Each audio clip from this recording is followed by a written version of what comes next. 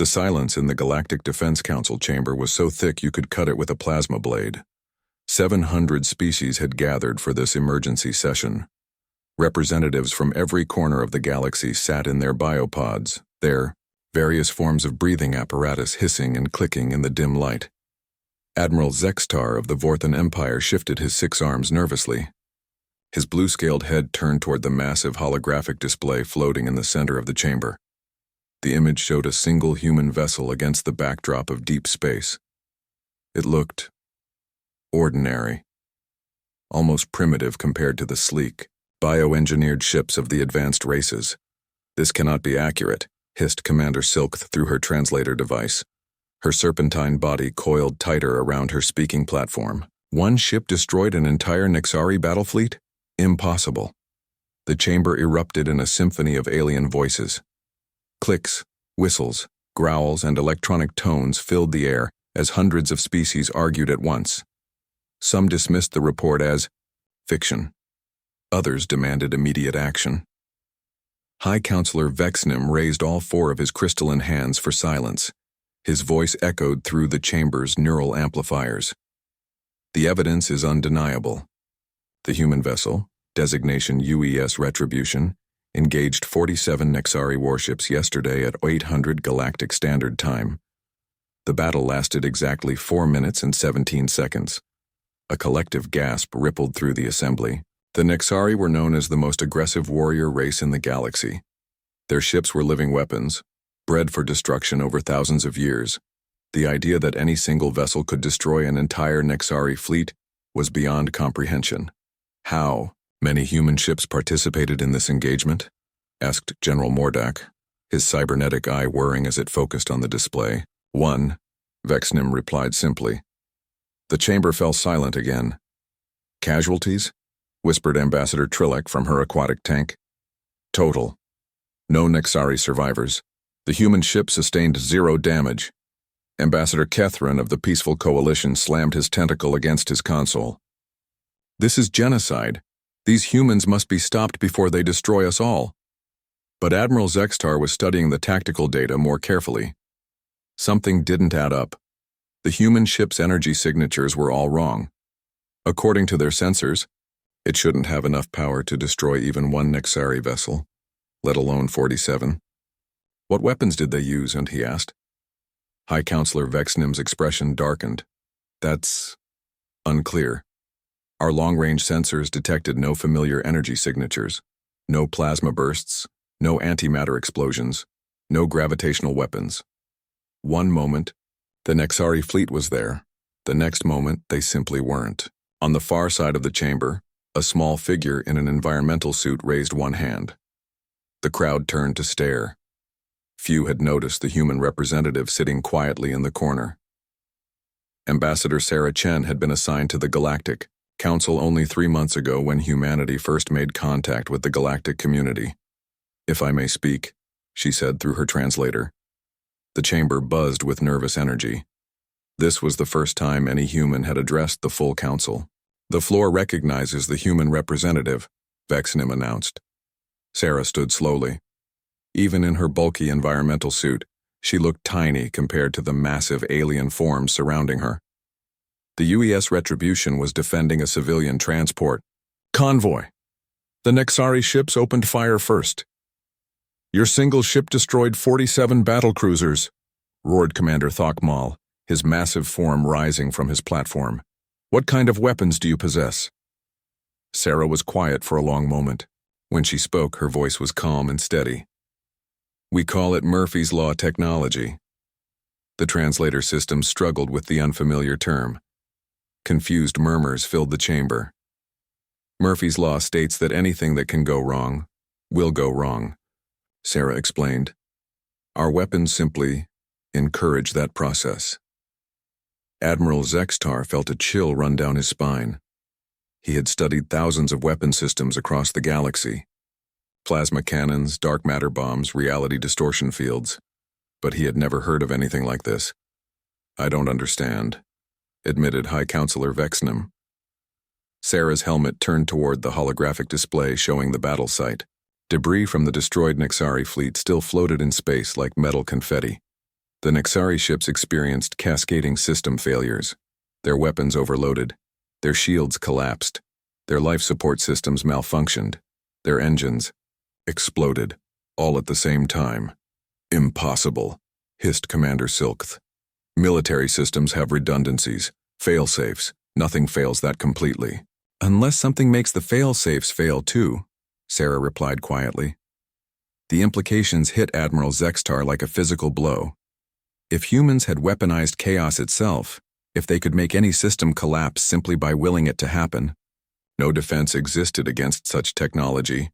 No amount of armor or shielding could protect against the fundamental laws of the universe turning against you. This is why we're here, announced High Counselor Vexnim.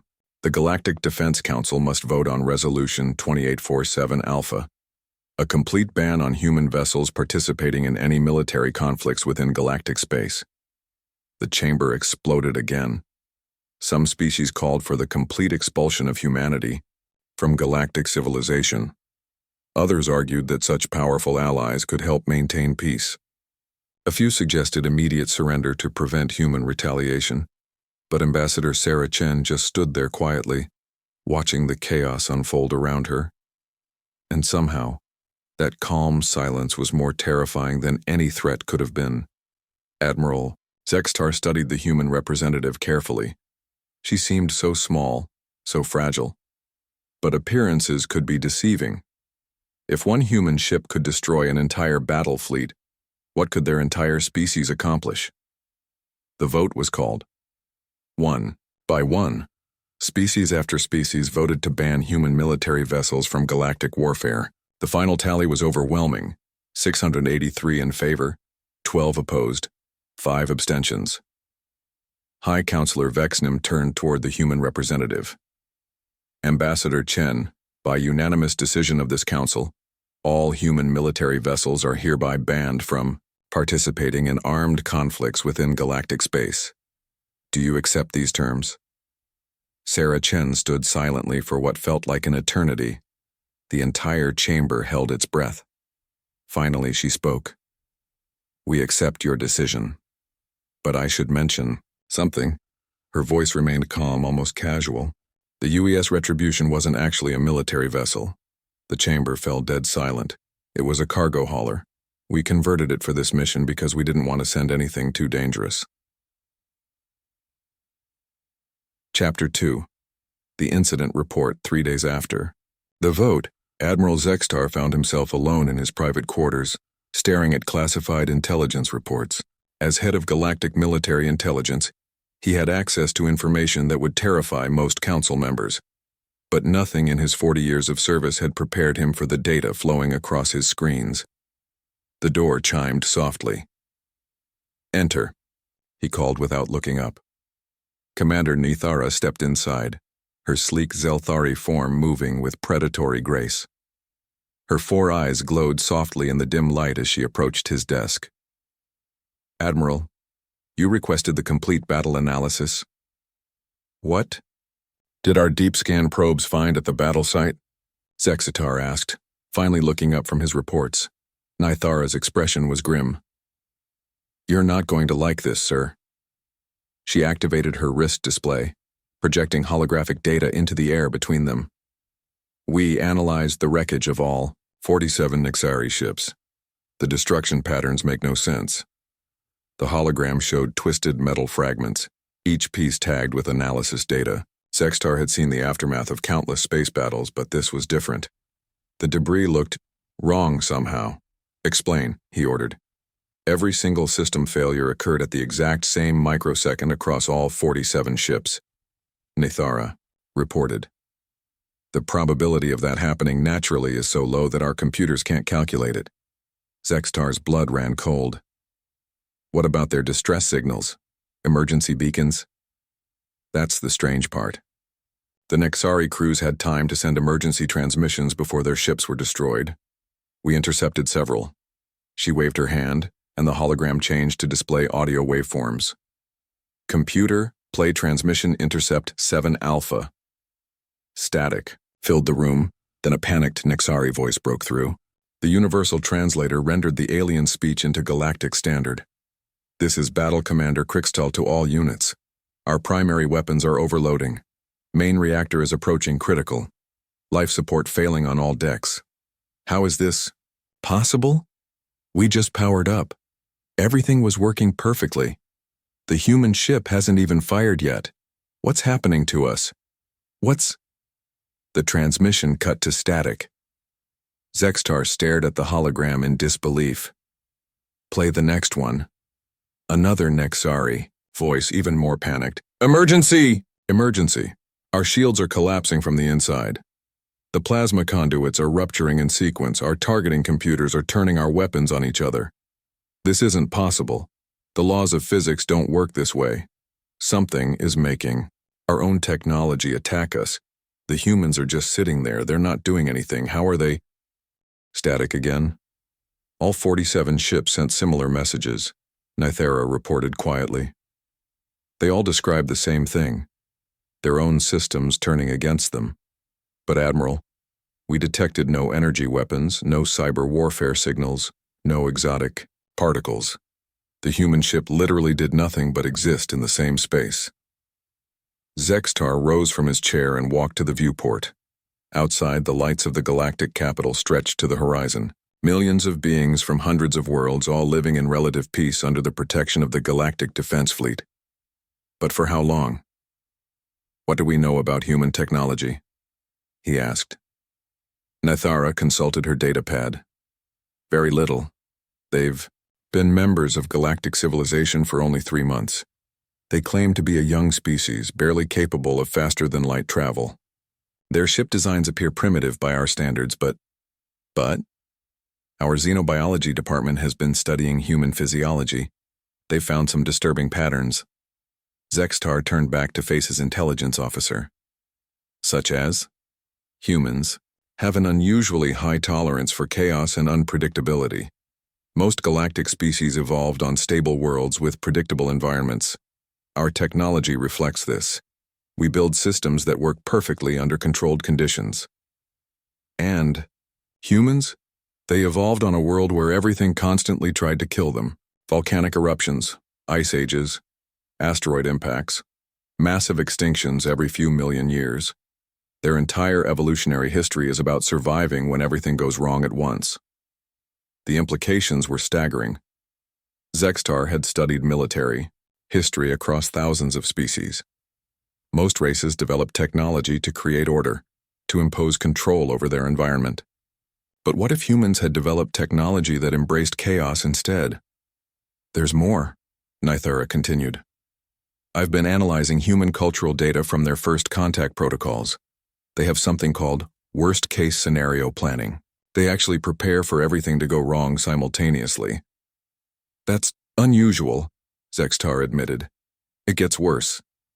They have entire military doctrines based on the assumption that their equipment will fail at the worst possible moment.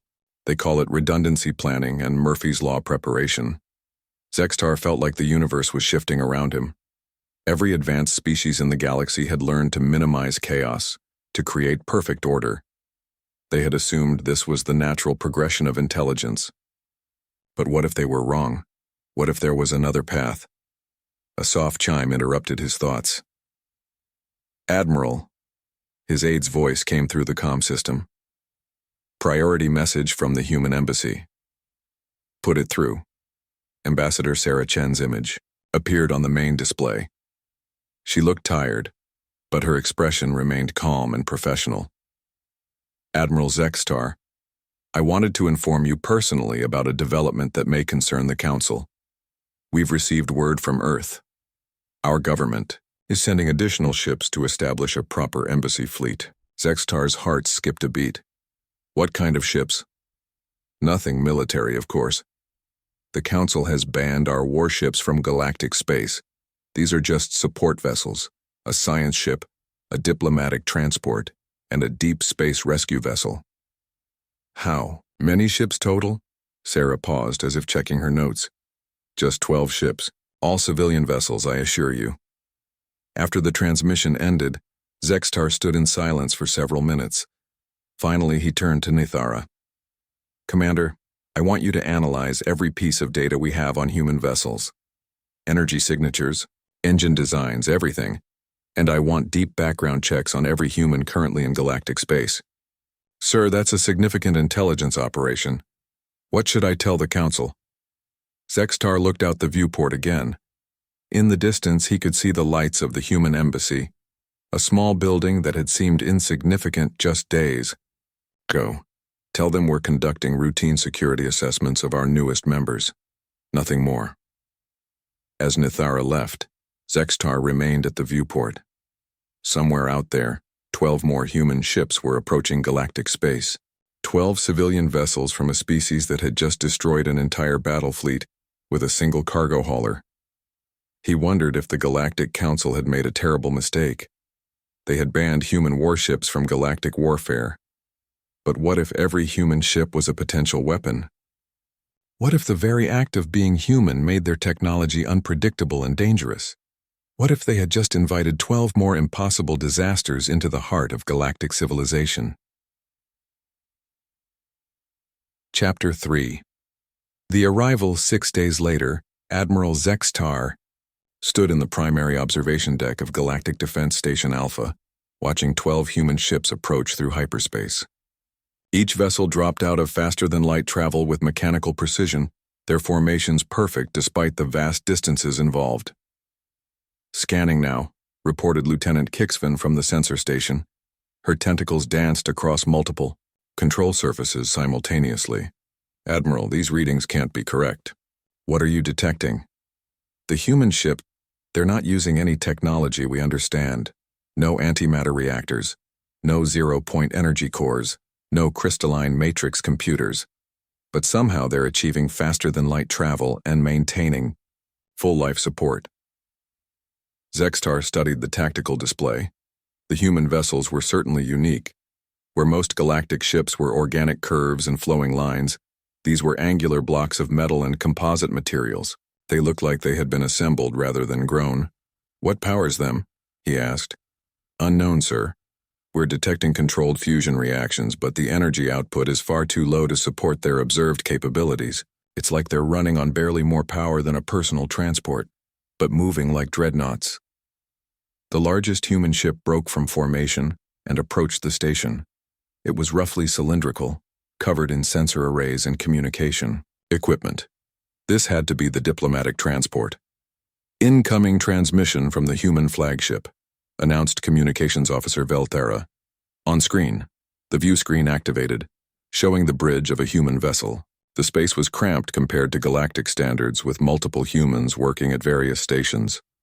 A woman with graying hair and calm eyes stepped forward. Galactic Defense Station Alpha, this is Admiral Rebecca Torres of the UES Diplomacy, requesting permission to approach and establish standard orbit. Admiral Zextar stepped forward. Permission granted, Admiral Torres. Welcome to galactic space. Thank you. We're looking forward to working with the galactic community. Torres paused, glancing at something off-screen. We've brought several specialists who are eager to share human technology and culture with interested species. After the transmission ended, Zextar turned to his staff. I want continuous monitoring of all human vessels. Any unusual readings, any unexpected behavior, reported immediately. Over the next several hours, the human ships took up positions throughout the local system. The science vessel UES Discovery began deploying research probes.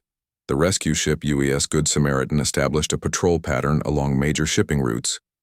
The other vessels spread out in what appeared to be standard diplomatic security formations.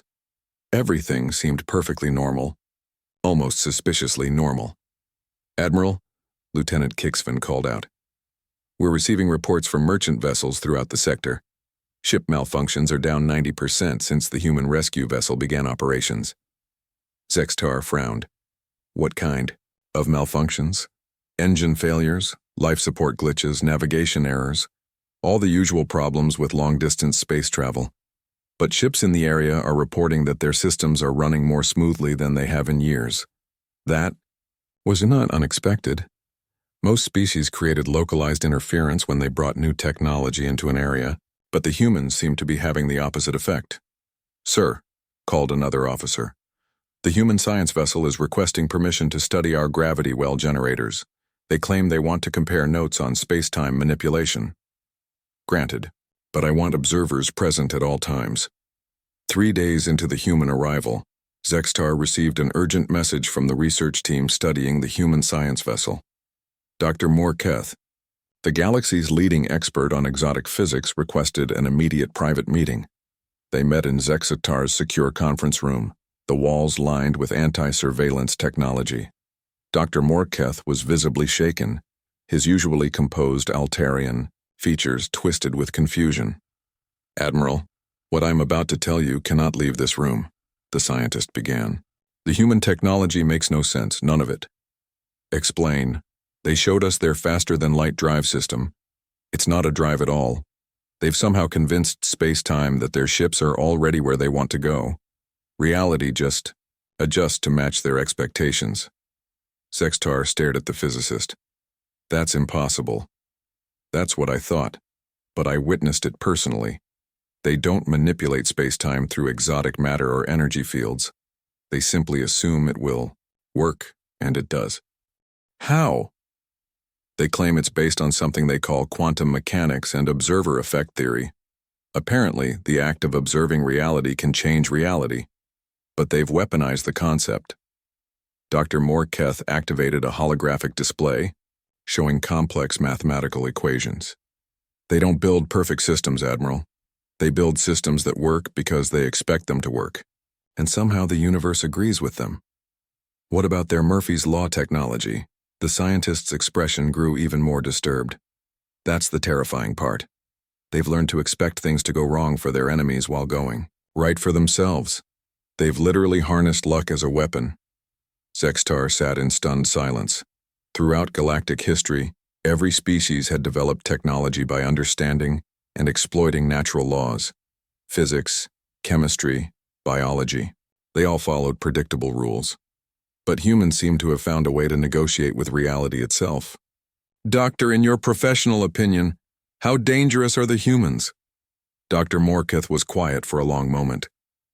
"Admiral, if they wanted to destroy galactic civilization, I don't think we could stop them. Not with conventional weapons. How do you fight an enemy who can make your own weapons turn against you just by expecting it to happen?" That night, Zextar found himself unable to sleep. He walked the corridors of the defense station, checking on various departments. In the communications center, he overheard an interesting conversation between two junior officers. "The humans are weird," Officer Kethtal was saying. "I was having lunch with one of their technicians yesterday. Nice guy, very friendly, but he kept talking about backup plans for the backup plans." "What do you mean?" asked his partner. "Said humans always prepare for everything to go wrong at once. They actually plan for disasters, not just equipment failure, but multiple system failures happening simultaneously under the worst possible conditions. That seems paranoid." "That's what I thought. But then he showed me their emergency protocols. They have contingency plans for scenarios that have never happened in recorded galactic history. What if gravity stops working? What if time starts running backwards? What if reality itself starts glitching?" Zextar paused in the shadows, listening. "The really strange part," Kethtal continued, "is that they seem excited about these possibilities, like they're looking forward to the challenge of surviving impossible situations." As Zextar returned to his quarters, a disturbing thought occurred to him. The Galactic Council had banned human warships from military conflicts. But what if every human ship was inherently a weapon? What if their entire civilization was based on turning chaos into victory? And what if they were just getting started? His computer chimed with an incoming priority message. The transmission was from deep space sensors at the edge of galactic territory. Long-range scanners had detected something approaching from human space. Something massive. The message was brief but chilling. "Unknown human vessel approaching galactic boundary. Estimated size, 50 kilometers long. Configuration, unknown. Estimated arrival, 72 hours. Zextar stared at the message for several minutes. A 50-kilometer ship was larger than most space stations. What were the humans building out there in their isolated corner of the galaxy? And more importantly, what were they planning to do with it? As Chapter 4, The Revelation. The emergency session of the Galactic Defense Council was smaller this time. Only the military commanders and security chiefs had been summoned. Admiral Zextar stood before the holographic display showing long-range sensor data of the approaching human vessel. "Gentlemen, ladies, and honored entities," he began, "we have a situation. The massive ship on the display dwarfed everything around it. Even the largest galactic dreadnoughts looked like shuttlecraft in comparison. Its surface was covered with structures that defied easy categorization. Some looked like weapons. Others resembled cities. Still others appeared to be massive industrial complexes. "What is that thing?" whispered General Thokval, his cybernetic implants whirring as they focused on the image. "According to human transmissions, it's a colony ship," Zextar replied. "They call it the UES New Horizons. It's carrying approximately 2 million human civilians to establish settlements in the Outer Rim territories." 2 million? Commander Silk coiled nervously around her platform. "That's larger than most planetary populations. The ship will arrive at galactic boundary markers in 18 hours, Zextar continued. They've requested standard transit, permissions to pass through our space en route to unclaimed systems. High Counselor Vexnum studied the tactical data with growing concern. "Admiral, this vessel is clearly military in nature. Look at those defensive arrays. The humans claim those are asteroid deflection systems and collision avoidance grids. Standard equipment for long-range colony ships." "And you believe them?" Zextar was quiet for a moment. "I believe they're telling the truth, but I also believe they're not telling us everything." The debate that followed was heated but brief. With only hours to make a decision, the Council voted to allow the human colony ship to pass through Galactic space under escort. 3 battle groups would monitor its progress to ensure it didn't deviate from approved shipping lanes. Admiral Zextar volunteered to lead the escort personally. 12 hours later, he stood on the bridge of the GSS Invincible, the most advanced warship in the Galactic Fleet. Around him, his crew worked with practiced efficiency as they approached the human vessel's projected arrival point. "Admiral," called sensor operator Nixtel. "The human ship is dropping out of hyperspace now." The main view screen activated, showing empty space dotted with distant stars. Then reality seemed to bend slightly, and the human colony ship materialized. Zextar had seen the sensor data, but nothing could have prepared him for the actual sight of the UES New Horizons. It was less a ship than a floating city, its hull stretching beyond the edges of the view screen. Millions of lights twinkled across its surface like stars, and he could see smaller vessels moving between docking ports like insects around a hive. "My God," whispered his first officer. "How many people are on that thing?" Before Zextar could respond, his communications officer spoke up. "Incoming transmission from the human vessel." On screen, the image that appeared showed a human male, in his 50s with graying hair and kind eyes. He wore what appeared to be civilian clothing rather than a military uniform. "Galactic Defense Fleet, this is Captain James Mitchell of the UES New Horizons. Thank you for providing escort services. We appreciate the courtesy." "Captain Mitchell, this is Admiral Zextar. We're here to ensure your safe passage through galactic space. You have an impressive vessel." Mitchell smiled. "She's not much to look at, but she's been our home for the past 15 years. We're looking forward to finding a new world to settle." 15 years? Zextar was surprised. "How long has your journey been?" "We left Earth orbit 23 years ago. We've been traveling ever since, looking for the right place to establish a colony. When we heard about the galactic community, we thought this might be our chance to find a good home." The transmission ended, leaving Zextar with more questions than answers. A colony ship that had been traveling for over 2 decades. That suggested human civilization was far more advanced than they had admitted.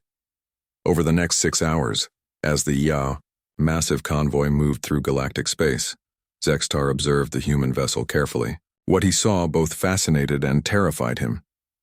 The ship wasn't just large, it was self-sufficient.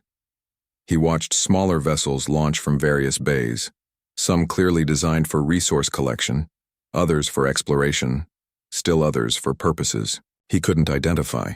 The entire structure pulsed with activity like a living organism.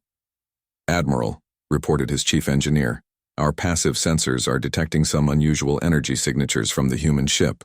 "What kind of signatures?" "That's just it, sir. We can't classify them.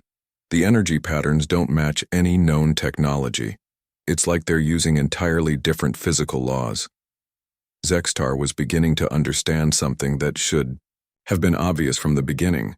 Humans didn't just have different technology. They had a fundamentally different relationship with technology itself. "Sir," called his tactical officer, "we're receiving a priority transmission from Galactic Command. Put it through." High Counselor Vexnim's image appeared on a secondary screen, his crystalline features glowing with agitation. "Admiral, we've just received intelligence reports about human activities in their home system. You need to know what we've discovered." "Go ahead." "Our deep space reconnaissance probes have been monitoring human space since first contact. What we've found—" Vexnim paused as if struggling with the implications. "Admiral, the humans have been building ships like this one for over a century.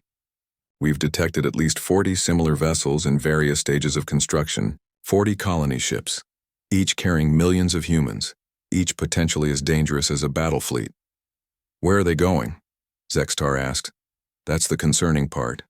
They appear to be spreading out in all directions from Earth. Some are heading toward the galactic core. Others are moving toward unexplored regions beyond our borders. A few seem to be approaching territories claimed by hostile species." The implications were staggering. Humanity wasn't just joining galactic civilization. They were systematically expanding throughout the galaxy, planting colonies everywhere they could reach. "Admiral," Vexnim continued, "there's something else. Our analysts have been studying human historical records from their first contact data package. Do you know what they call this expansion?" "What?" "Manifest destiny. They believe it's their natural right to spread across the galaxy. And based on their history, they don't let obstacles stop them." After the transmission ended, Zextar stared at the massive human ship moving through space ahead of him. For the first time since the crisis began, he truly understood what they were dealing with. Humans weren't just another species with advanced technology. They were a civilization built on the fundamental assumption that they could overcome any obstacle, survive any disaster, and adapt to any environment. They had turned chaos itself into a tool of expansion, and now they were spreading across the galaxy like a slow-moving wave, carrying their impossible technology and indomitable spirit to every corner of known space. "Sir," his communications officer spoke up, "the human ship is requesting permission to launch exploration probes along our route. They say they want to survey potential stopover points for future colony ships." Zextar realized that the Galactic Council faced an impossible choice. They could try to stop human expansion, but that would mean war with a species that had weaponized luck itself. Or they could allow humanity to spread across the galaxy, forever changing the balance of power among the stars. Either way, nothing would ever be the same. "Grant their request," he said finally, "and prepare a full report for the Council. They need to understand what we're really dealing with." As exploration probes launched from the UES New Horizons and spread out into the surrounding star systems, Admiral Zextar couldn't help but wonder if they had just witnessed the beginning of a new age in galactic history. An age where humans would remake the galaxy in their own image, one impossible victory at a time. Epilogue, 6 months later. The bar on Galactic Station Omega was crowded with representatives from dozens of species, but Admiral Zextar sat alone in a corner booth, nursing a glass of Altarian brandy. The liquid glowed softly blue in the dim light, casting strange shadows across his weather-beaten features. "Mind if I join you?" Zextar looked up to see Captain James Mitchell standing beside his table. The human colony ship commander looked older than he had during their encounter 6 months ago, but his eyes still held that peculiar combination of kindness and determination that seemed common among his species. "Please," Zextar gestured to the empty seat across from him. "I was hoping to run into you eventually." Mitchell slid into the booth and signaled the bartender for a drink. "I heard about the Kethmaran situation. Rough business." Zextar nodded grimly. The Kethmoran hegemony had been one of the galaxy's most aggressive military powers, constantly expanding their territory through conquest and intimidation. 3 weeks ago, they had made the mistake of attacking a human research station. The response had been swift and absolute. A single human vessel, the UES Probability, had arrived in Kethmoran space and engaged their entire home fleet. The battle had lasted exactly 7 minutes. When it was over, the Kethmoran military had simply ceased to exist, not destroyed, not defeated. They had simply stopped functioning as a cohesive force. Ships had turned on each other. Command structures had collapsed. Communication networks had failed at precisely the wrong moments. Within hours, one of the galaxy's most feared military machines had devolved into scattered groups of confused survivors. "How do you do it?" Zextar asked quietly. Mitchell accepted his drink from a floating service drone and took a sip before answering. "Do what?" "Make reality bend to your will. Turn probability into a weapon. Make the impossible seem routine." "The key." Human smiled, but there was sadness in his expression. "You're asking the wrong question, Admiral. What should I be asking?" "You should be asking why we do it." Zextar frowned. "I don't understand." Mitchell was quiet for a long moment, staring into his drink. When he spoke, his voice was soft but carried the weight of deep experience. "Do you know what Earth was like when we left, Admiral? Not the sanitized version we included in our cultural database. The real Earth. Tell me. Dying. Climate change, resource depletion, overpopulation, political collapse. We had maybe 50 years left before total civilizational breakdown. The colony ships weren't exploration vessels, Admiral. They were lifeboats." This was news to Zextar. The human cultural records had portrayed Earth as a thriving, if somewhat chaotic, world. "We learned early that the universe doesn't care about our survival," Mitchell continued. "Asteroids don't check if they're about to cause mass extinctions. Supernovas don't ask permission before sterilizing entire star systems. Black holes don't negotiate. So you learned to fight back. We learned to expect the worst and prepare for it. We learned that Murphy's Law isn't just an observation about technology. It's a fundamental principle of existence. Everything that can go wrong will go wrong, usually at the worst possible moment." Mitchell took another sip of his drink.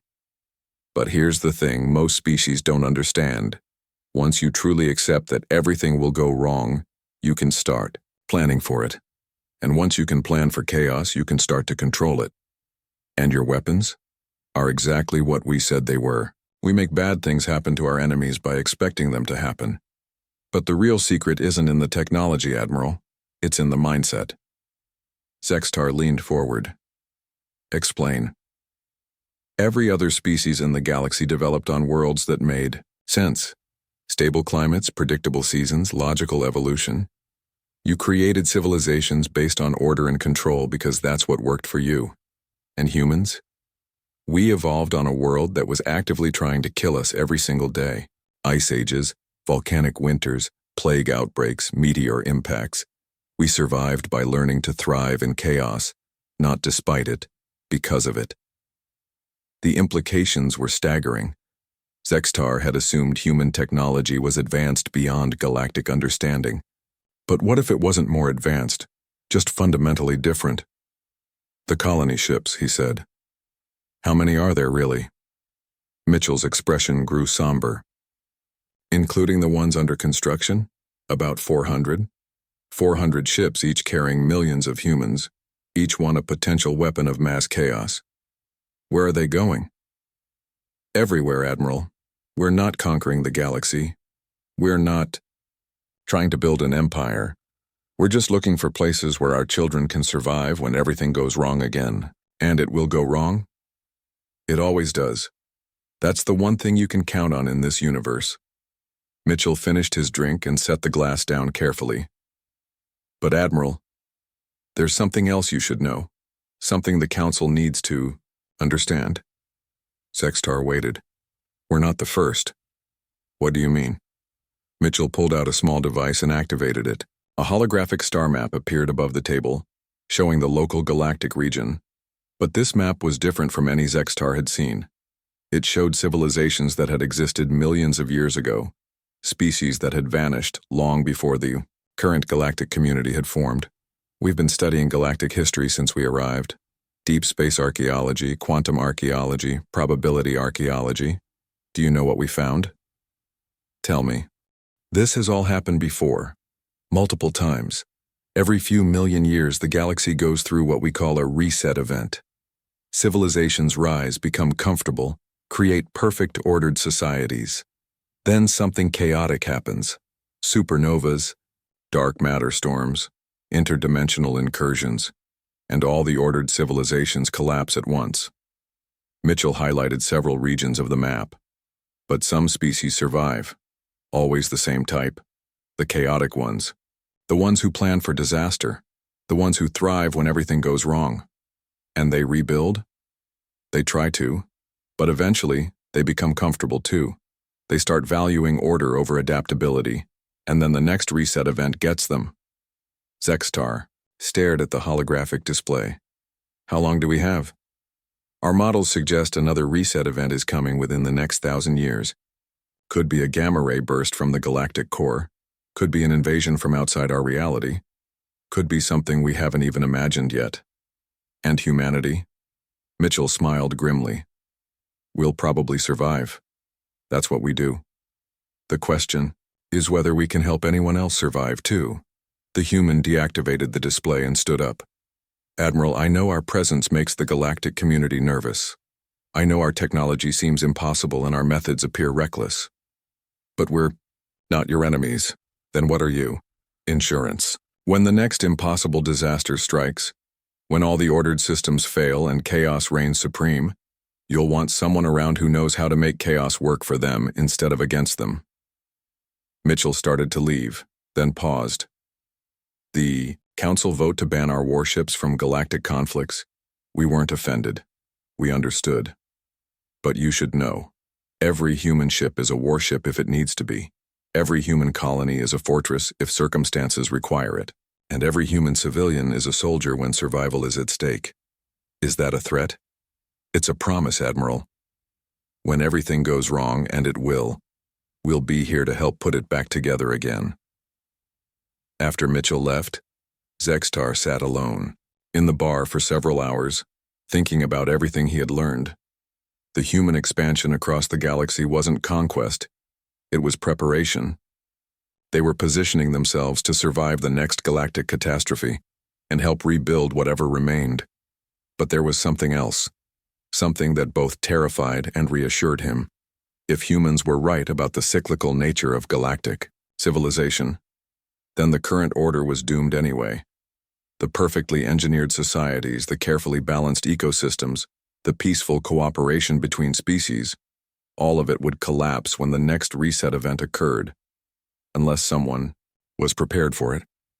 The next morning, Admiral Zextar submitted his final report to the Galactic Defense Council. It was classified at the highest level, distributed only to the most senior leaders. The report contained a single recommendation. It is the opinion of this officer that humanity represents neither a threat to be eliminated nor an ally to be embraced, but rather a necessary component of galactic survival. While their methods are unconventional and their technology incomprehensible, their fundamental approach to existence may be the key to surviving future catastrophic events. I recommend the establishment of joint survival training programs between human specialists and galactic military forces. We must learn their methods of chaos management before we need them. Because according to all available evidence, we will need them. Soon. 3 days later, Zextar received new orders. He was being transferred to a joint human galactic research facility on the Rim worlds. His mission? To learn how to fight chaos with chaos, how to make probability itself a weapon, and how to survive when all the careful order of civilization collapsed around him. As his transport ship departed for the Outer Rim, he watched the lights of the galactic capital fade into the distance. Somewhere out there, 400 human colony ships were spreading across the galaxy like seeds on the wind. Each one carried millions of people who had learned to thrive in disaster, to find hope in hopelessness, to build victory from defeat, and, perhaps when the next reset event came, when the ordered galaxy collapsed and chaos reigned supreme, those seeds would grow into something new, something stronger, something that could survive whatever impossible challenges the universe decided to throw at them next. After all, as the humans like to say, anything that can go wrong will go wrong. But sometimes, that's exactly what you need. End of story.